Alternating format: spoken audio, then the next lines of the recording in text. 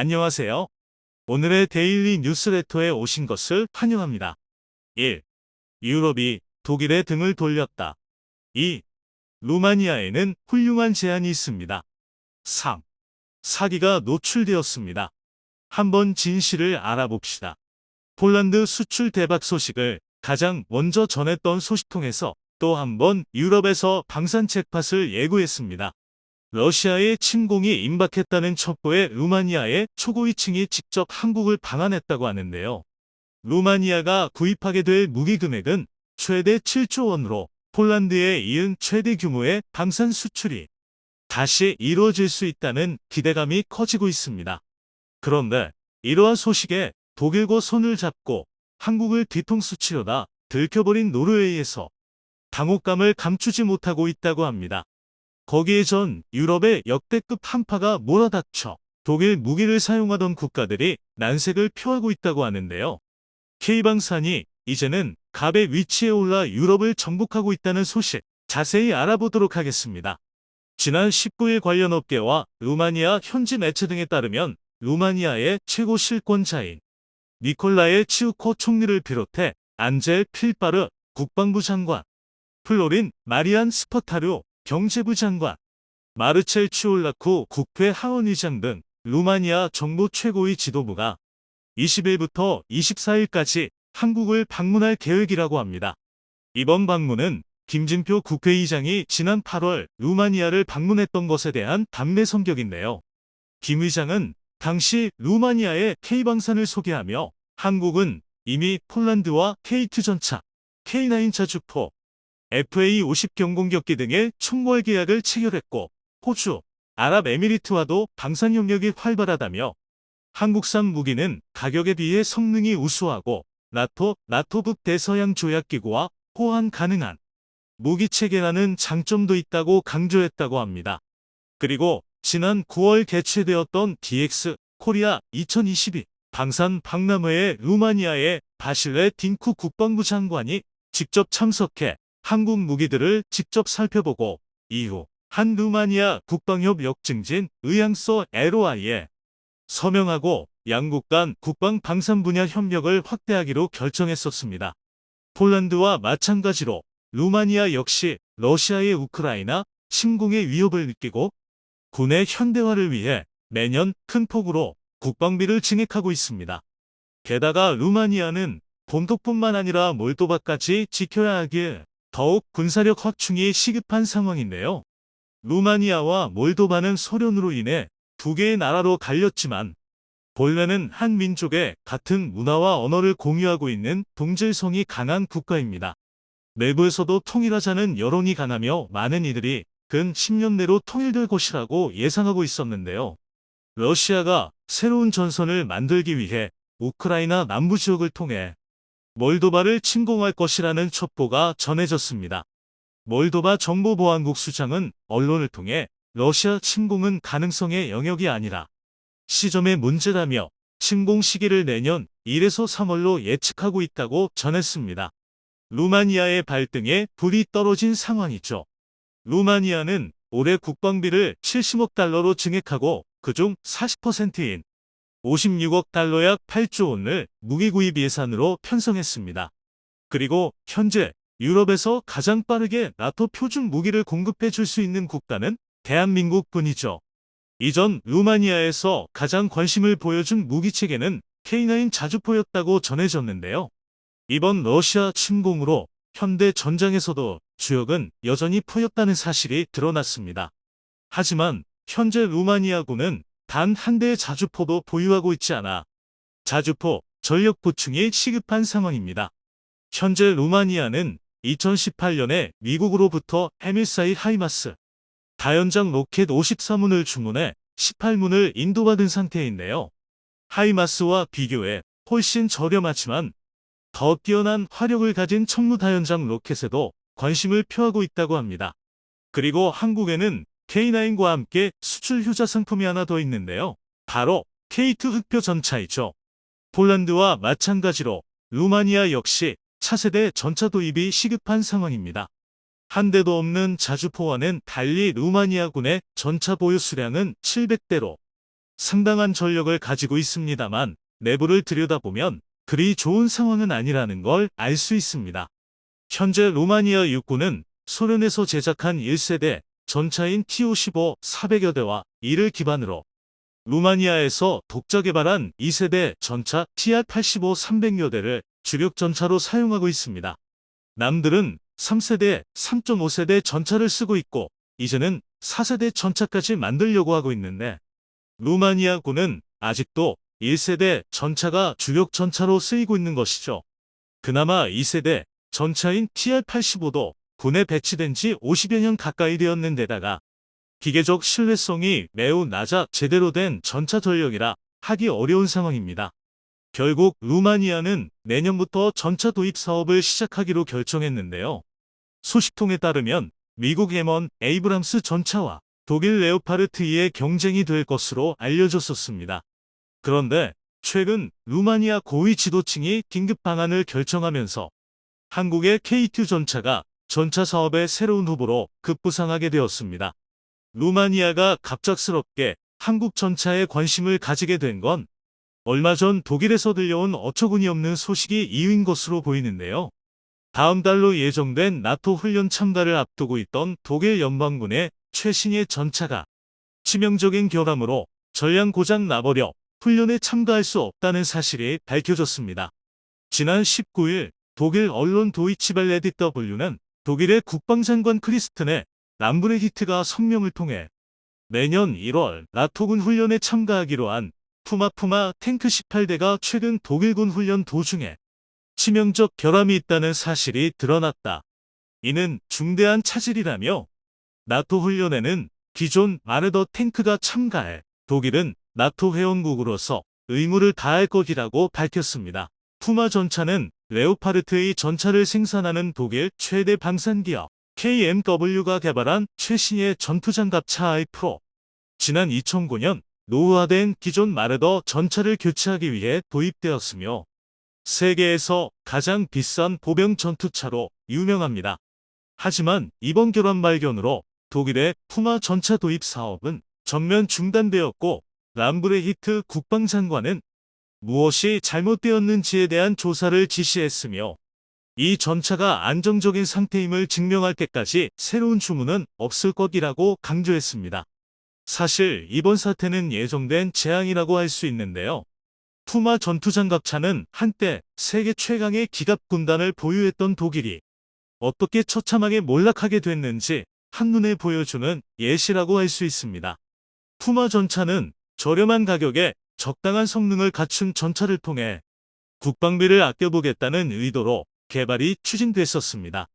그러나 개발 과정에서 수많은 문제들이 발생하면서 저렴하게 라는 처음 목표는 어느새 잊혀져 버렸고 독일 군 관계자들이 해오는 요구들을 전부 수용하려다 보니 계획이 완전히 들어져 버렸습니다.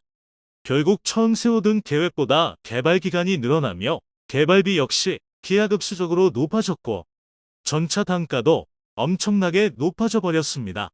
게다가 실전 배치된 푸마 전차들도 결함투성이었다는 사실이 드러나며 독일군의 애물단지로 전락하고 말았었습니다. 또한 독일 전차뿐만 아니라 자주포도 멀쩡한 상태가 아니라는 폭로까지 이어졌습니다. 독일 일간지 쥐트도이체 차이둥 SZ의 보도에 따르면 독일의 자랑 PZH-2000 자주포는 고작 3대 중 1대만이 멀쩡하게 작동하고 있다고 합니다. 전투도 치르지 않고 독일 기갑부대가 전멸한 거나 다름없는 상황입니다. 독일의 상황이 이렇게 돌아가니 루마니아에서도 레오파르트 대신 K2 전차를 후보로 삼아 도입에 대해 적극적으로 논의를 진행하고 있다고 합니다. 거기에 노르웨이에서 진행됐던 전차 혹한기 테스트가 루마니아의 결정에 큰 영향을 미친 것으로 보이고 있는데요. 노르웨이의 강추위 속에서 독일 전차들은 엔진이 얼어붙어 시동이 걸리지 않는 반면 한반도의 혹한을 이미 경험한 우리 전차들은 단번에 우렁찬 엔진음을 뿜어내며 확연히 대비되는 모습을 보여주었었습니다. 겨우에도 쉽게 영하권으로 내려가지 않는 독일이기에 혹한기에 대한 대처가 제대로 되어 있지 않았던 것이죠.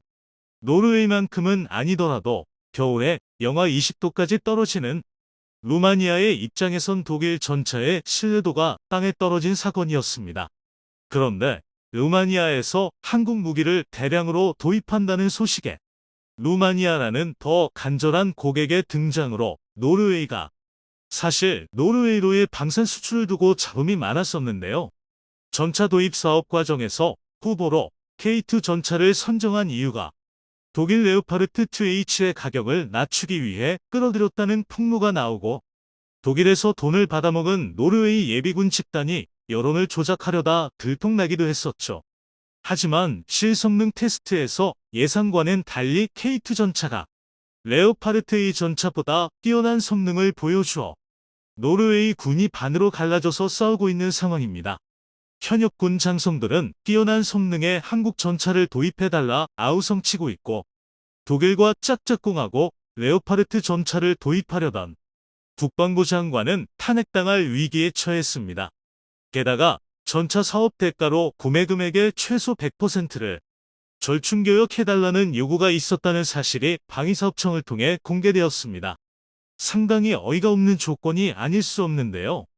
노르웨이의 산업 구조상 우리나라가 노르웨이로부터 수입할 만한 게 많지 않습니다.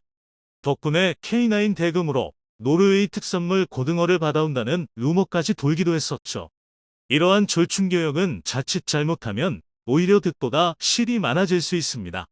노르웨이에서 인도네시아가 파묘로 KF-21 대금을 지불하겠다고 한 것과 같은 일이 벌어질 수 있는 것이죠. 결국 노르웨이의 전차 도입 사업은 계륵이 될 가능성이 높아 보입니다. 하지만 루마니아에서 적극적으로 한국 무기의 러브콜을 보내오고 있는 지금의 상황에서 그렇게까지 노르웨이에 집착할 필요는 없어 보입니다.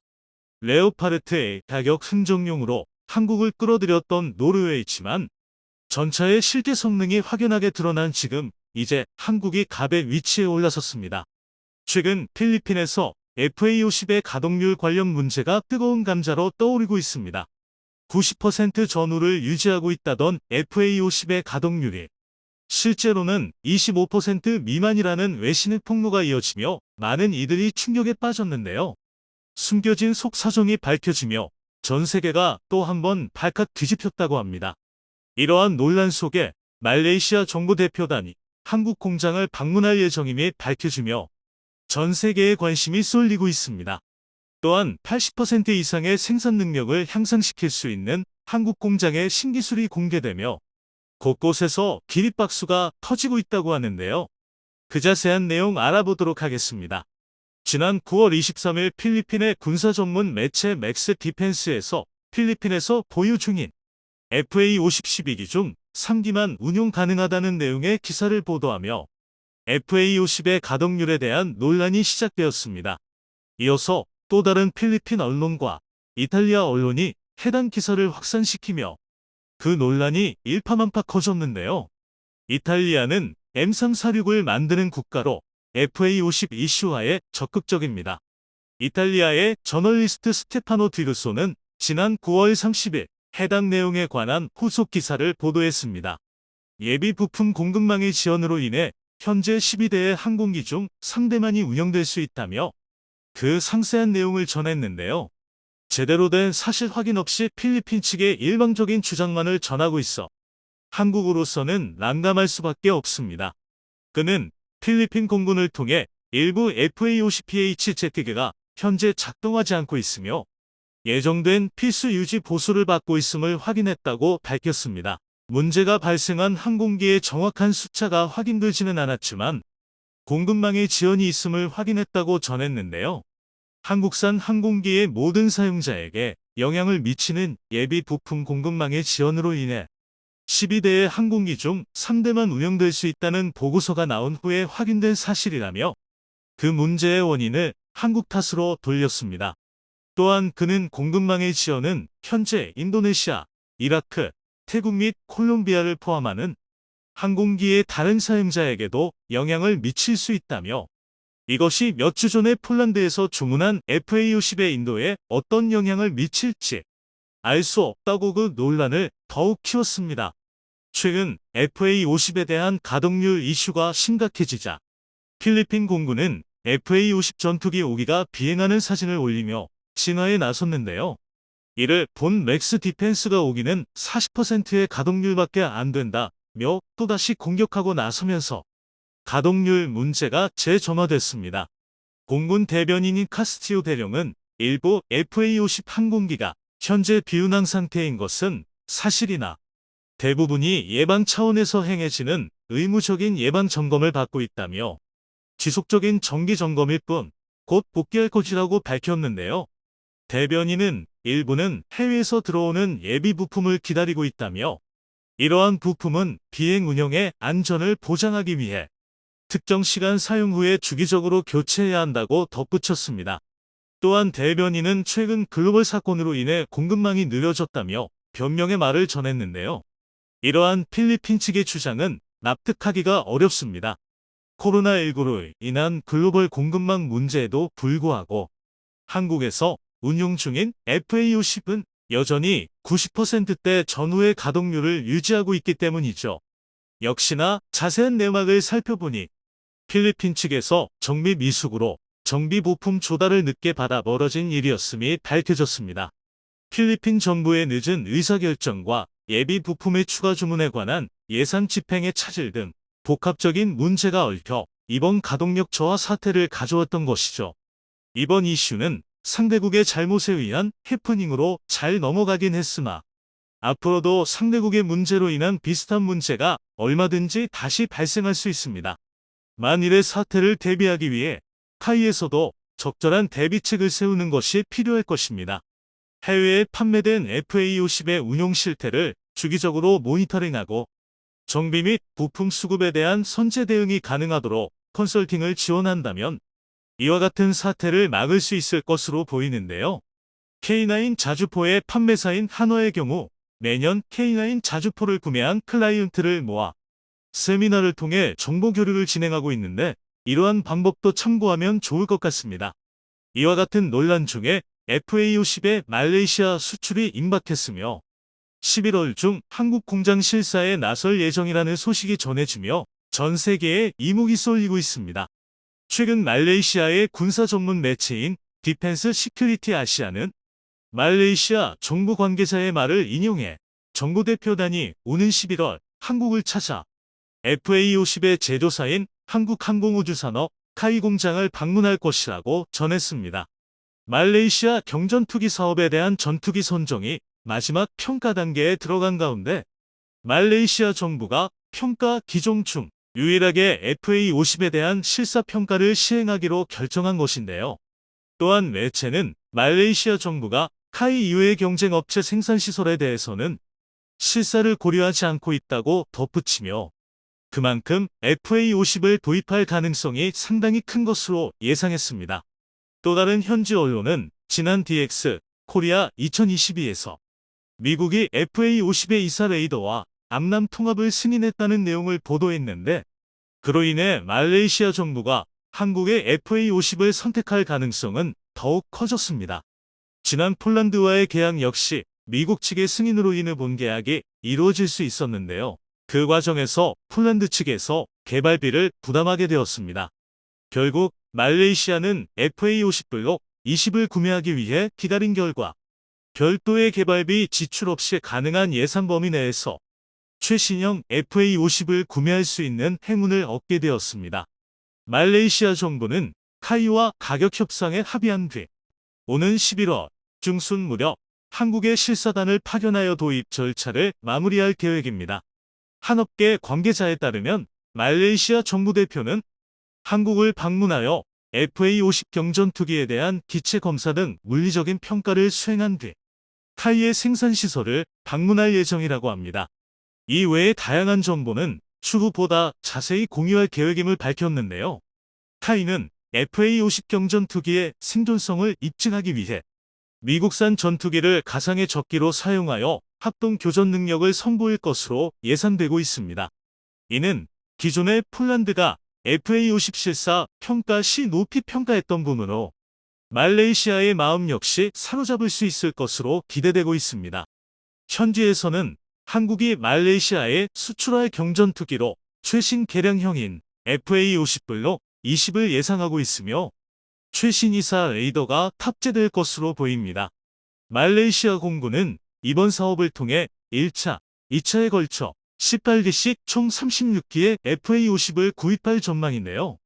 계약이 성사될 경우 FA-50 블록 20은 폴란드 도입 예정인 48기를 포함하여 총 84기의 판매를 확보할 수 있게 됩니다. 그 가운데 제작 기간을 80%나 단축해 생산 능력을 향상시킬 수 있는 카이의 신기술이 공개되면서 곳곳에서 기립박수가 터지고 있다고 합니다. 전투기는 다른 무기들보다도 첨단 장비가 대거 탑재되는 복잡한 병기입니다. 제작 과정에서 발생하는 아주 작은 오류 하나로도 현장에서 장비의 오작동이 일어나거나 심지어 대형 인명사고로 이어지는 등 위험이 큰 만큼 상당한 관심과 집중이 필요한데요.